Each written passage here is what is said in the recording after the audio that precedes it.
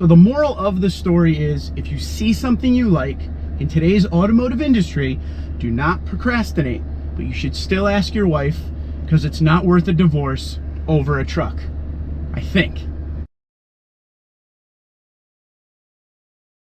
Hello ladies and gentlemen, hope you're having a great day. Welcome to Tundra Dude 34 YouTube channel. So I'm gonna give you a quick story here. You let me know what you think in the comments below. This has nothing to do with the 2022 Tundra. This has to do with another Tundra that I'm looking at, that I always look at, that I study up on, and the one I want more than absolutely anything, more than any 2022 Tundra, and that's an RCSB Tundra. If you don't know what that is, between 07 and 13, the Toyota Tundra came in a regular cab with a standard bed, the 6.5 foot bed. No back seats at all. I'm in love with the truck. A lot of people fell in love with them. They're very hard to find, and when you do find them, they're very expensive. But the configuration that I'm always looking for is nearly impossible to find. 5.7 liter. I want the big engine in there, 4x4 with the TRD off-road package. Now, I never am able to find them, and when I do, they're either extremely high mileage to the point where it's not even worth it, especially in today's automotive industry where everything is jacked up as far as price. So the high mileage kind of pushes me away. They're in really bad condition, which is another reason I'm not buying anything like that. I do want a little bit of a project truck, but not something that won't get me down the road safely to begin with. I'm talking if I have to change some, suspension parts, wheels, tires, exhaust, stuff like that, a couple parts in the engine, new spark plugs, give it a tune-up, I'm down. But anything wild with rust on the frame or anything like that, I don't want anything to do with. So I'm meticulous. I search every single day on places like TrueCar and Auto Trader all around the country just to see what's out there. But I found one a few days ago, and it was actually on Carvana. All right, and it's not even the setup I actually really want, but the mileage was so low, after a day or so, I felt like, you know what, I'm gonna take a stab at this and really buy it. So what I did was, I went online, I looked at Carvana, it was coming to my area, it said, so it was gonna be in this area, I think early August, and I could have it delivered by August 11th, but I still had to talk to the wife. That was the big thing here. So before I talked to the wife, before I got into that fight over it, I wanted to make sure I really wanted it. Take a look at some of the pictures of the truck. As you can see, it's in what we would call today magnetic gray metallic, but really this is slate metallic back then. So here's some pictures, like I said. Beautiful truck. It has the steel wheels, okay? It has the column shifter. It doesn't even have the 5.7 liter V8. It has the 4.6. The 4.6 V8 is what came out in 2010 and took over for the 4.7 as the secondary engine. You know what though? This is a 2010. That's the first year of that engine. I was willing to give it a try. It's a smaller truck. It's a lighter truck. I figured 300 horsepower. It's a good place to start. And like I said, I could always buy this truck, have it for a little while, and if I ever find that Gem 5.7 with the TRD off-road package, I'll do it. TRD off-road package isn't that big of a deal to me because it's just, Bilstein shocks, wheels, and tires. I could change out the wheels and tires on this to make it what I want. I don't want to do a lot of stuff to this truck. I like the stock look of the RCSB Tundra, but there are a few things I want to do. I do want that TRD off-road wheel. I would have liked the two captain's chairs, bucket seats in the cab, but this would be the bench seat. That would be a 3-seater. Not a big deal. Not something that'll push me away. The price is what pushes me away on a lot of these trucks. But here's what I was talking about. Basic information. Gray interior, gray exterior. This has got the 6-speed with overdrive, 4-wheel drive, which is important. I plan to use it as a daily driver. So I do want that 4-wheel drive in it for the Northeast, And the price of this truck is $26,990.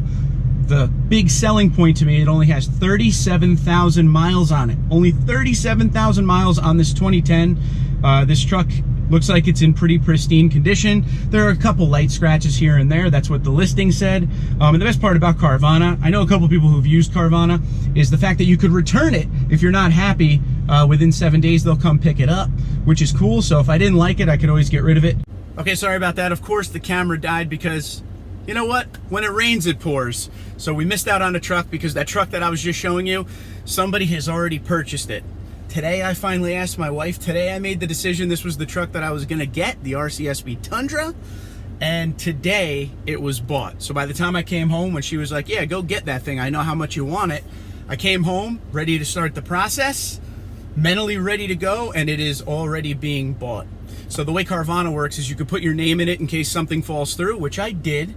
I don't know how I feel about it right now because I'm kind of happy that, I don't know, I'm torn. And that's why I'm making the video. And you're seeing I didn't have time to think about this. This just happened. We just got home.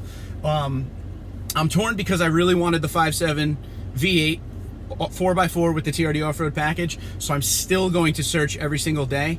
But I'm pretty sad because I was pretty set on this 4.6 V8. I was going to be fine with that, couple things here and there.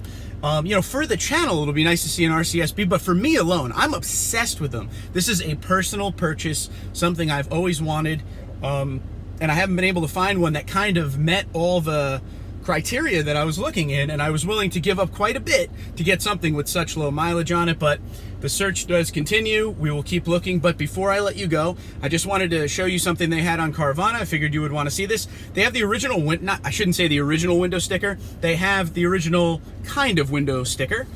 This is from Carvana, but it's exactly what is offered on the truck, the price, everything. So this is what, you know, for 2010, this was the way to go. Again, this is the 4.6 liter V8. This was the new engine for that year, the secondary engine for Tundra. They got rid of the 4.7. All right. So payload $17.95. That's pretty good, I guess, for a regular cab short bed. 8,700 pound towing rate. Engine immobilizer. Triple tech frame, fully boxed frame. And just some options on here you can read. I'm looking for the good stuff.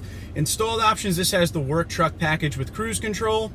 It has the cold kit, HD battery, HD starter, that kind of thing. Common stuff on today's truck. Again, this is 2010. MSRP was $27,705 before anything was added onto the truck. It does have the sliding rear window, which is awesome because a lot of the RCSP Tundras I see have the window that just, it doesn't open at all, just one solid piece of glass. Daytime running lights. Shipping used to be $975 versus whatever it is today, which is up around $2,000 almost. So the original new price for this truck was $29,581. $29,581 for this truck. A beautiful, beautiful, now we'll call magnetic gray. Back then we called slate metallic, 2010 4x4. You'll have to let me know what you think in the comments below. Again, just so torn. This has nothing to do with purchasing a 2022 Tundra or not. People always ask, how's that going? I think it's going well. I'm still waiting. I won't announce anything until it's 1,000,000%, meaning I'm going to pick it up.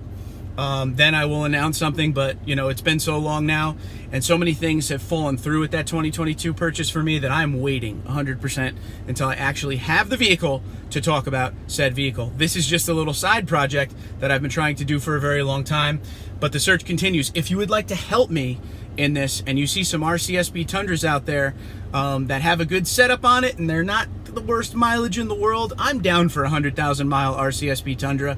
I mean, the 5.7 goes forever. I'm not too worried about that. It's just all about that condition. You know, that's going to matter to me most, and it's all about the price, because right now is a terrible time to buy any vehicle because the price is just so crazy and high out there. But we will keep looking. My wife said yes today. Who knows what she'll say tomorrow? But I'm gonna, you know, tell her it fell through, and hopefully it's gonna go like this: honey, it fell through, but I'm gonna keep on looking and find one that's even better than the one before, and run away before she could even answer. But if you see anything out there that you'd like to pass my way, you could always email me, tundradude34@gmail.com, and I'd love to hear from some owners of the RCSP Tundras over the history. Comment below. Let me know, you know, how was your ownership with that truck? And I would love to hear from anyone out there who's a Tundra enthusiast. What do you think of the old RCSP Tundras? Did you love them? Feel like they were useless? Hate them? Do you wish they would bring them back? Twitter, Instagram, LinkedIn at TundraDude34, TundraDude34@gmail.com. You guys have a great day. Be safe and be well.